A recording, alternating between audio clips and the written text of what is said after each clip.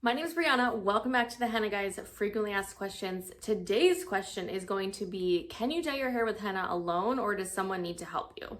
Either one. If you have dyed your hair at home previously and you kind of know how to do it and apply it yourself, then you're more than welcome to go ahead and do it yourself. The application process with henna is very similar to a boxed dye. The only difference is the texture is a little bit different, but as for applying it, exactly the same.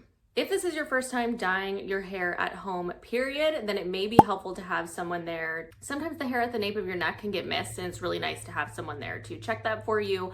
Otherwise, it's also nice to just have someone do it for you and kind of part the hair with the dye application brush. Make sure to check out our really comprehensive FAQ video, what supplies do I need to dye my hair at home? Whether you're dyeing your hair yourself or having someone help you, this will make the process very seamless and easy.